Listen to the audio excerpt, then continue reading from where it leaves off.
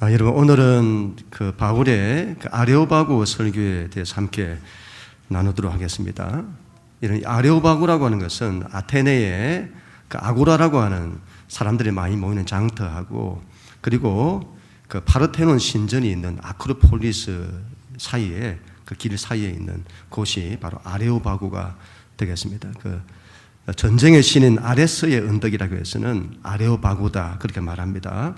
바울이 아레오바고 전쟁의 언덕 그곳에서 설교하게 되는 것이죠. 이곳은 BC 399년에 그 소크라테스가 이 아레오바고에서 재판을 받죠. 국가의 청년들을 타락시키고 국가의 신을 믿지 않았다는 이유로 기소되고 사형 언도를 받습니다. 바울이 그곳에 서는 거죠. 전쟁의 언덕에 서서 담대히 하나님 말씀을 전가합니다. 마치 여러분, 우리의 삶이 전쟁의 언덕 아레오바고와 같습니다. 이 세상이라는 아테네의 한복판 아레오바고, 많은 사람들이 몰려와서 둘러서서 우리를 보고 있는 거죠. 그런 우리를 심판하려고도 합니다. 그때 이런 담대히 하나님을 전가하는 그런 우리가 되어야 되겠습니다. 바울이 이렇게 설교를 시작합니다. 22절 23절 하나님 말씀 같이 읽습니다. 시작.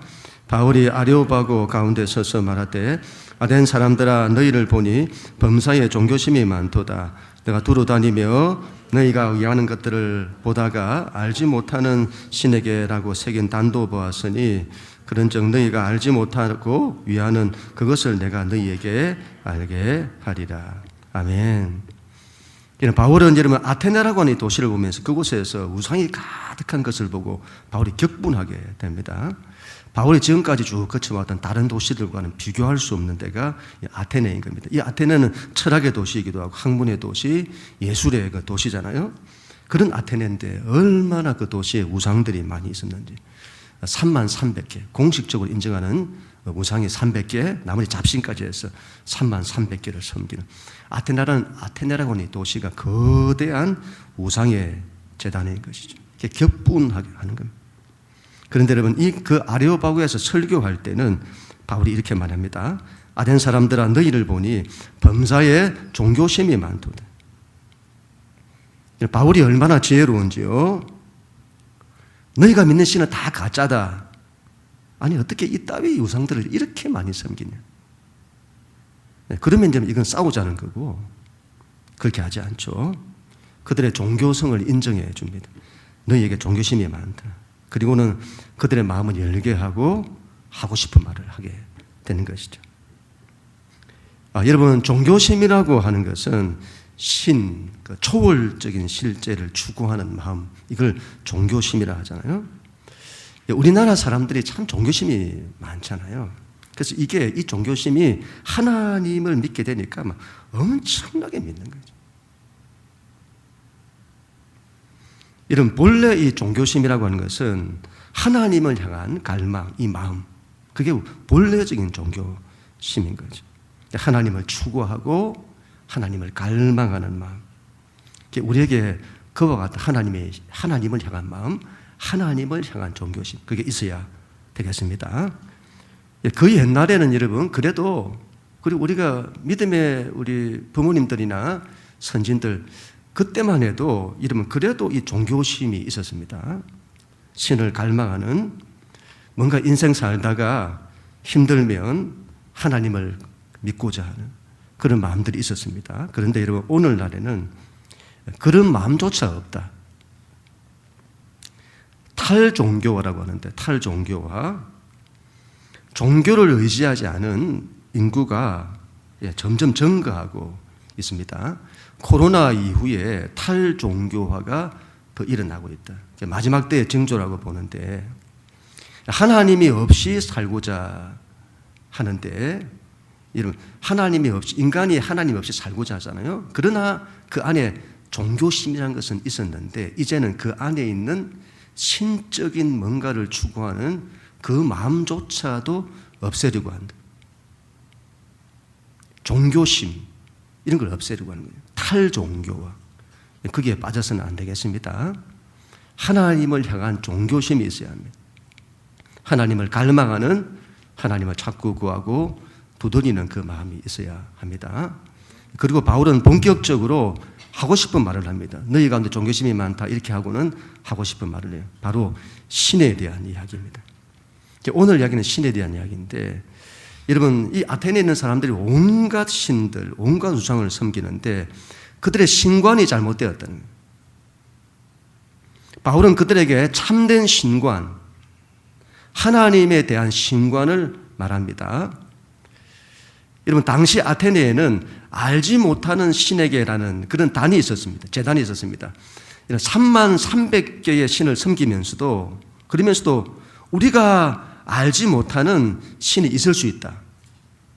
그 신이 우리에게 재앙을 내리고, 노하여 재앙을 내리고 심판을 내릴지도 모른다 해서는 알지 못하는 신에게라는 제단까지 세워서는 섬기는 겁니다. 바울은 그들에게 그 알지 못하는 신, 너희가 지금까지 알지 못했던 그 신, 내가 믿고 있는 하나님을 소개한다는 거예요. 이렇게 되면 아레오바고 설교가 시작이 되는 겁니다. 오늘 바울의 설교는 다른 것이 아니에요. 신관이에요. 신관이 중요하다. 신을 어떻게 이해하느냐는 거예요.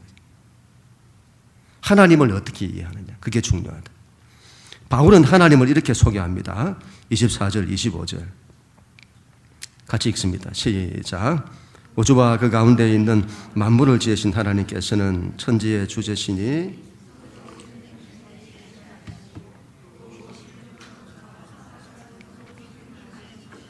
이는 만민에게 생명과 호흡과 만물을 친히 주시는 이심이라. 아멘. 바울은 하나님은 우주와 만물을 지으신 창조주시다. 또한 하나님은 온 천지, 하늘과 땅의 주제시다. 주제시다 이 말은 주권자다 이 말이죠. 여러분, 이게 창조주시다, 주제시다, 이게 굉장히 중요하겠습니다. 이런 신과는 헬라 세계에는 없어요. 여러분, 헬라 세계가 다신을 섬기잖아요. 다신론에서는 천지의 창조주와 주제는 특정한 한 신이 아니라 여러 신들이 각각의 역할을 맡아 서로 신들이 협력하고 분담하는 겁니다. 예를 들어서 한 신은 하늘을 창조하고 다른 신은 바다를 다스리거나 또 다른 신은 생명체를 관장하는 식으로 신들의 역할이 분산되어 있는 것이 다신론의 특징입니다. 이런 신들은 완전하지를 않아요. 그래서 신이 항상 뭔가가 부족함이 있는 겁니다. 그래서 여러분, 아테네 사람들이 그들의 신을 섬길 때 신을 가둬요. 파르테논 신전과 그 주변에 정말 수많은 신전들이 있었다고 하는데, 그리고 온갖 잡신들을 섬기고 가정에서도 제단을 만들어서는 가정에서도 신들을 섬긴, 신들을 어느 건물에 가두고 자기 집에 가두는 거죠. 신이 완전하게 하지 않기 때문입니다. 그들은 신을 가둘 수 있다고 생각을 해요. 신을 가둘 수 있다. 신을 자기 욕망 안에 가두고 자기 욕망대로 자기가 원하는 대로 그걸 해주는 신, 자기 욕망 안에 가둬요. 자기 생각 안에 가두고 자기 지식 안에 가둡니다. 자기 체계 안에 신을 가두는 거예요. 여러분, 하나님은 그렇지 않습니다. 우리 하나님은 완전하신 분이세요. 그래서 하나님은 완전하시고 무소부재하신 하나님이십니다. 그래서 하나님은 어디에도 계시는 겁니다. 하나님은 가둘 수도 없고 우리 하나님은 어디에도 계시는 겁니다. 여러분, 이게 왜 중요하냐? 바울이 오늘 아레오바고리 설교의 앞부분은 그 옛날 스데반의 설교와 비슷합니다.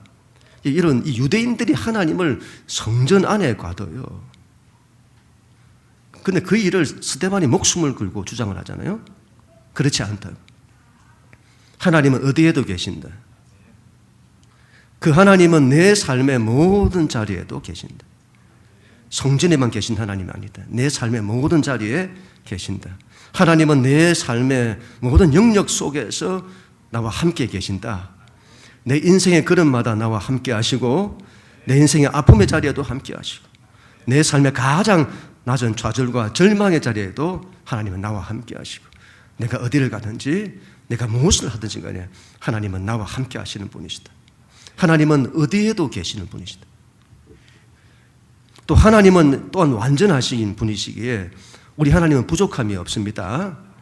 아테네 사람들이 믿는 신들은 전부 완전하지가 않아요. 그래서 그 신들이 항상 뭔가가 부족해서는 그것 때문에 그 부족한 걸 메우기 위해서 신들이 서로 갈등하고 싸우고 시기하고 질투하고 신들이 그런다 이 말이에요. 그래서 여러분 어떤 때는 보면 이 신들이 인간보다 더 못하는 거예요. 그들이 믿는 신은. 우리 하나님은 그런 분이 아니십니다. 우리 하나님은 뭔가가 부족해서 그걸 채우시려고 우리에게 뭔가를 요구하시는 분이 아니십니다.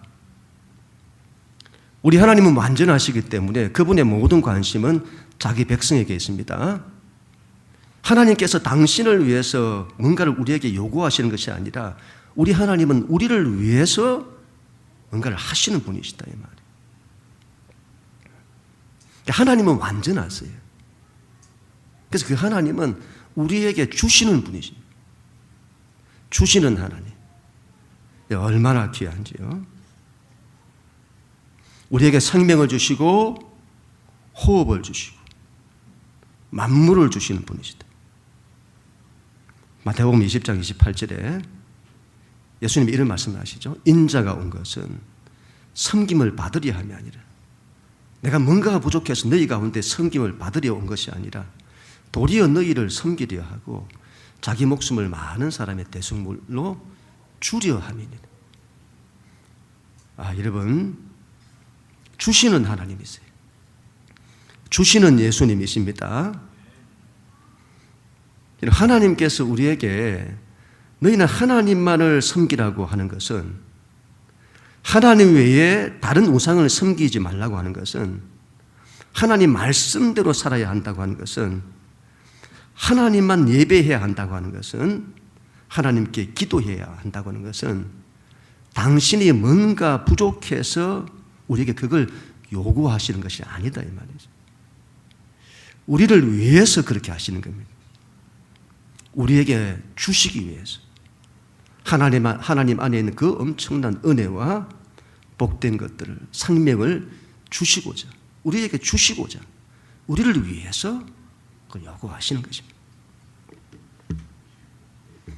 신앙은 그 하나님을 잘 이해를 해야 됩니다.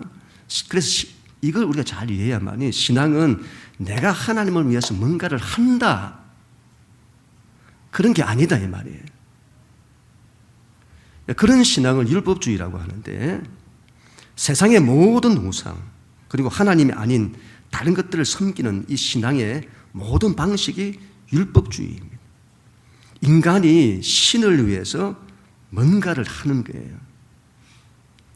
여러분 그런 방식이 필요 없다는 것이 아니나 그것보다 더 본질적이고 우선하는 것이 바로 하나님이 나를 위해서 하나님이 우리를 위해서 뭔가를 하신다는 거예요.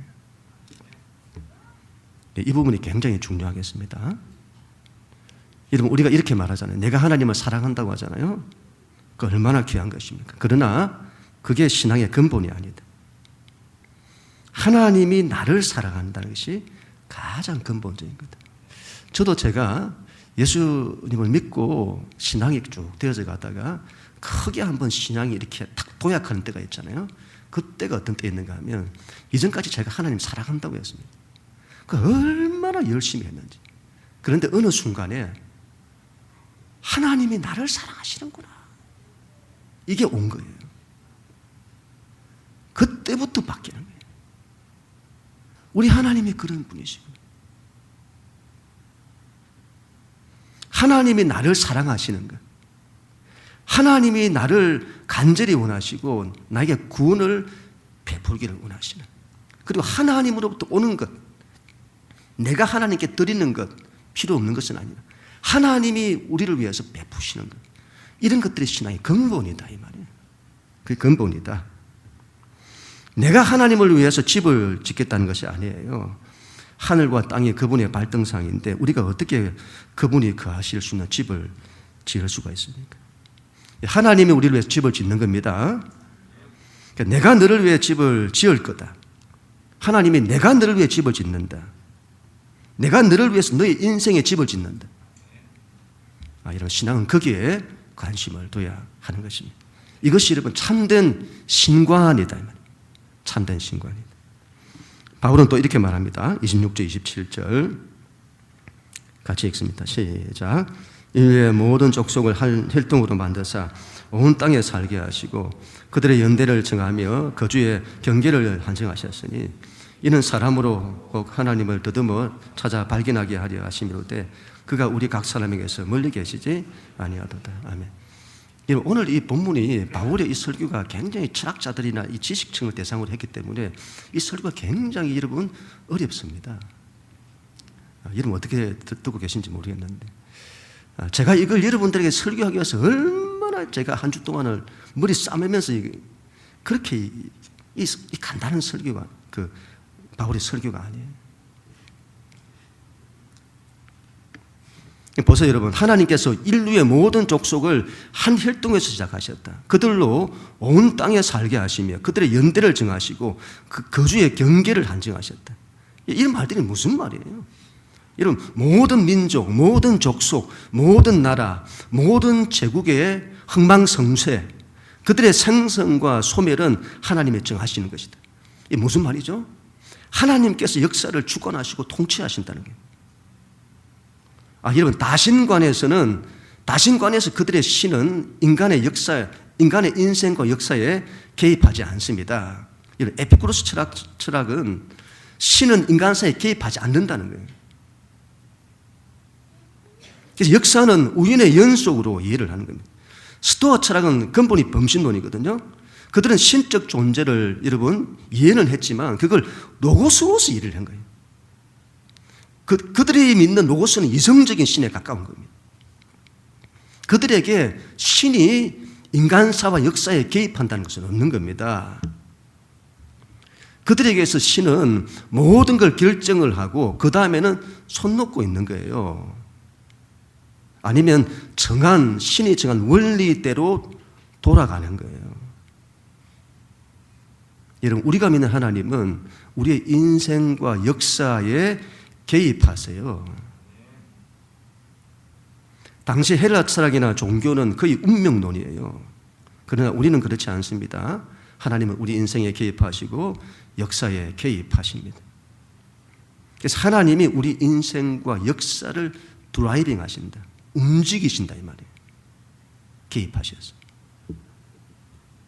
하나님께서 인생과 역사 속에 개입하시는 이유는 다른 것이 아닙니다. 오늘 말씀이 이렇게 말하잖아요. 이는 사람으로 혹 하나님을 더듬어 찾아 발견하게 하려 하심이로되 그는 우리 각 사람에게서 멀리 계시지 아니하는도다.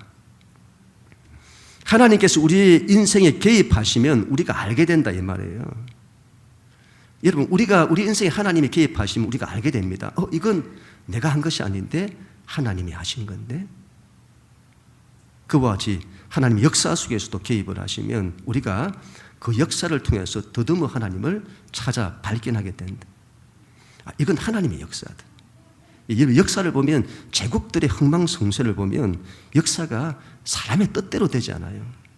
그 제국의 최고의 통치권자 그 사람들의 뜻대로 안 됩니다.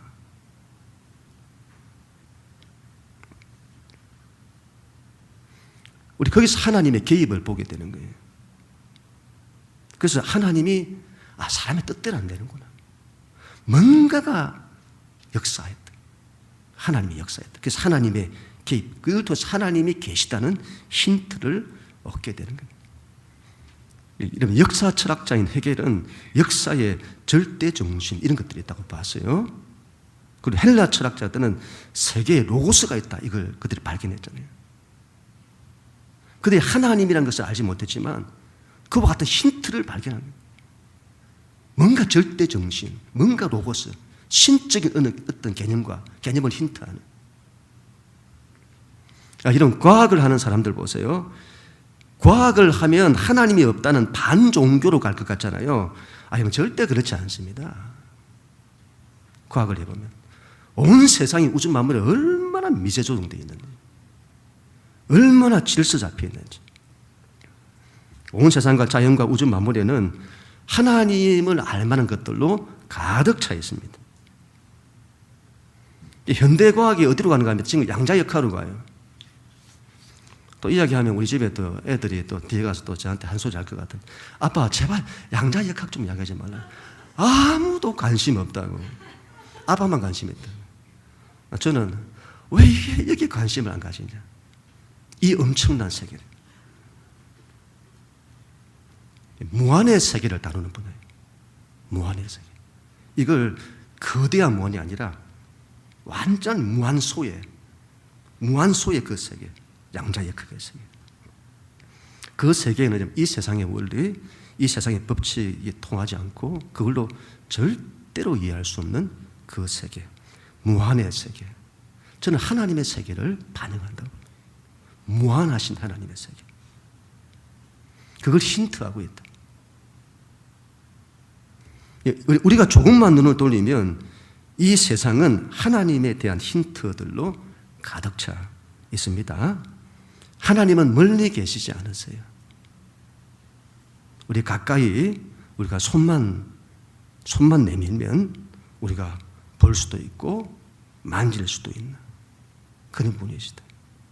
이곳에 우리 인생 가운데 오셔서 우리 가까이 함께 하시는 분이시다. 우리가 마음을 열고 손만 딱 내밀면 그분을 만질 수 있다 이 말이죠.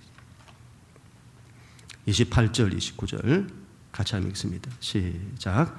우리가 그를 힘입어 살며 기도하며 존재하느니라. 너희 시인 중 어떤 사람들의 말과 같이 우리가 그의 소생이라 하니 이와 같이 하나님의 소생이 되었은즉 하나님을 금이나 은이나 도려다 사람의 기술과 고안으로 생긴 것들과 같이 여길 것이 아니니라. 아멘. 바울은 아테네 사람들이 즐겨 불렀던 헬라 시들을 인용하면서 아테네 사람들을 설득합니다. 저 아테네의 자랑이었던 에피메데메니데라고 하는 이 사람의 식구, 우리가 그를 힘입어 신을 힘입어 산다를 인용하여 하나님을 소개하고, 또 헬라의 시인인 아라투스의 우리는 그의 소생이라, 우리는 신의 소생이라는 식구를 들어 우리가 신의 소생, 하나님의 자녀라고 말합니다. 인간은 하나님의 소생이다. 하나님 다음으로 존귀한 존재다.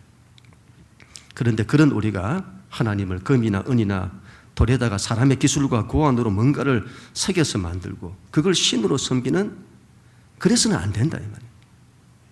우리가 신의 자녀라면, 하나님의 자녀라면 자녀다워야 하는 것 아니냐 이 말이에요. 하나님의 말씀을 듣고, 자녀라면 하나님의 말씀을 듣고 그 뜻대로 살려고 해야 하는 것이 아니냐. 그런데 신들을 믿는 자들이 그런 것들에 전혀 관심 없으면서 금이나 은이나 돌에 새겨서 그것들에게 절하고 두 손으로 빌면 된다고 하는, 그렇게 신을 섬긴다는 것이 맞냐? 우리가 신의 자녀라면 그분과 인격적으로 만나야 하는 것이 아니냐? 죽은 우상으로 새겨서 섬기는 것이 맞냐? 그런 신앙이 맞냐? 바울은 마지막으로 이렇게 말합니다. 30절, 31절 같이 읽습니다. 시작.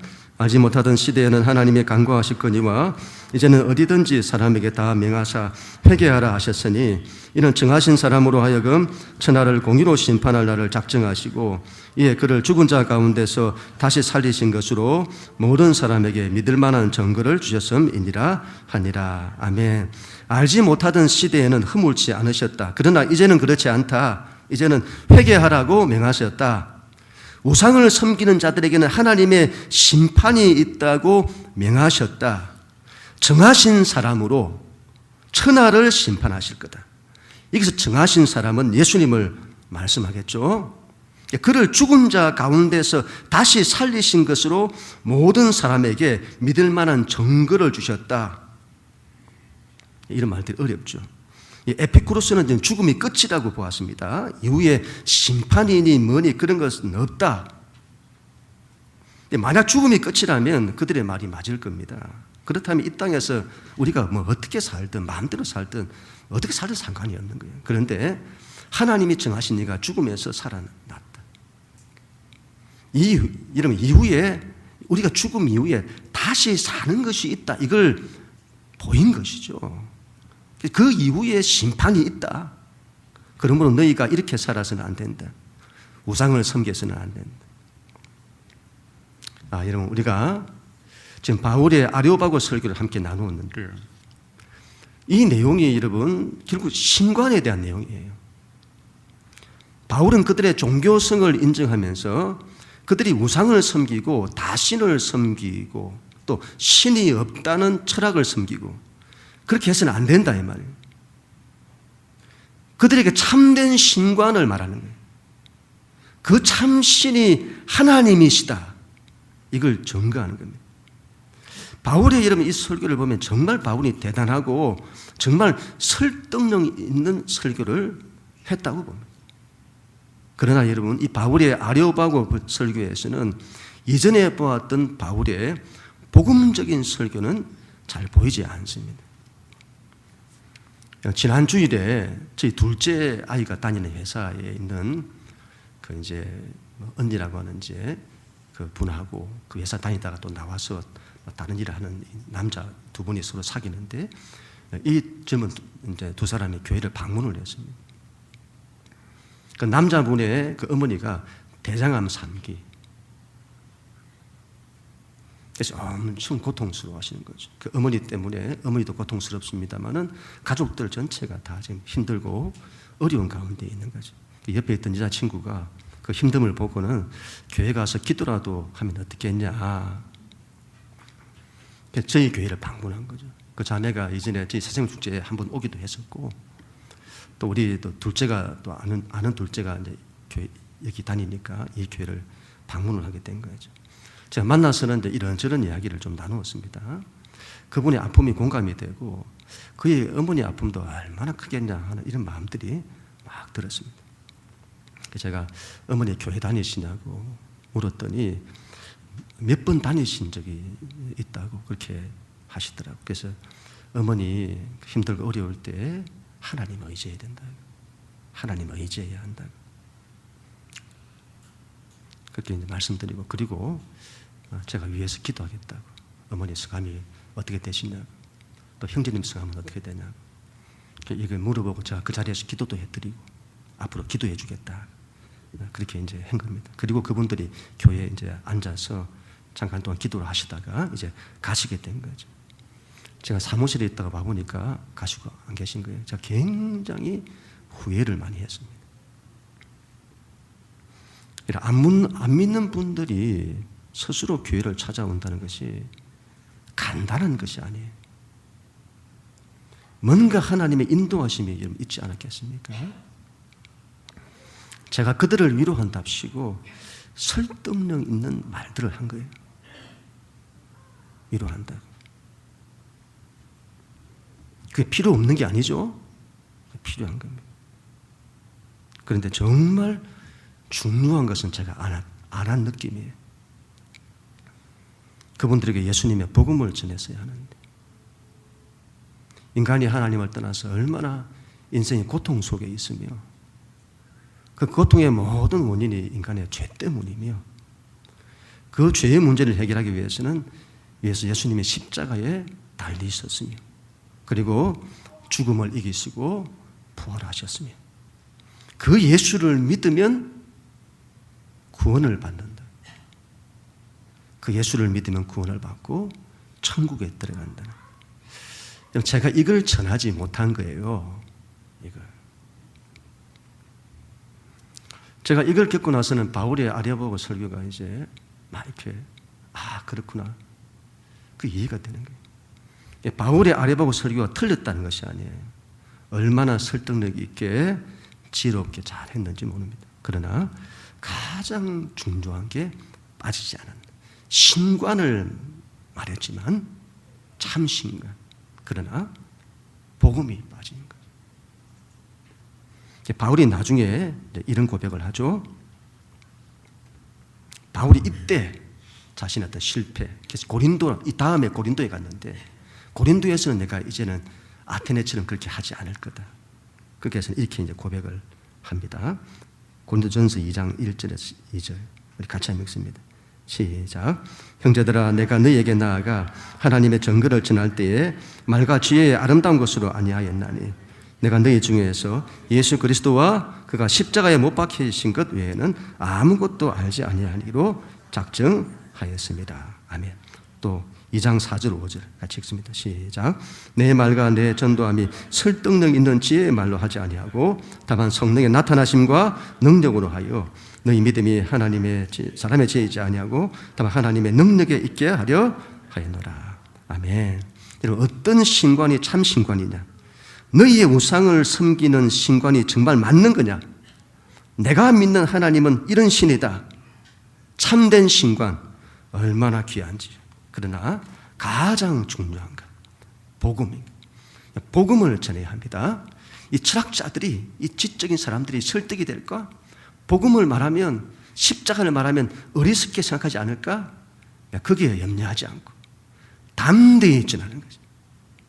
가장 중요한 복음, 사람이 어리석다고 여길지라도 그 복음을 담대히 전하는 거예요. 그리고 성령의 나타나심과 능력으로 나의 지혜와 나의 설득력 있는 말로 전하는 것이 아니라 성령의 나타나심과 능력으로 전하는 거예요. 그러면 하나님이 역사를 하시는 거죠. 우리가 지혜롭게 설득력 있게 전해야 합니다. 전하지 말라는 것이 아니죠. 그러나 가장 중요한 복음이 빠져서는 안 되는 것입니다. 복음을 붙들고 복음을 전하는, 영혼 살리는 우리가 되어야 될 줄로 믿습니다. 이건 성령의 능력으로 해야 됩니다. 자기 힘, 자기 지식, 설득력 있는 지혜, 그걸 하는 것이 아니다. 성령님 의지하여 하는 것입니다. 그래야 할 때 하나님의 역사가 나타나는 것입니다.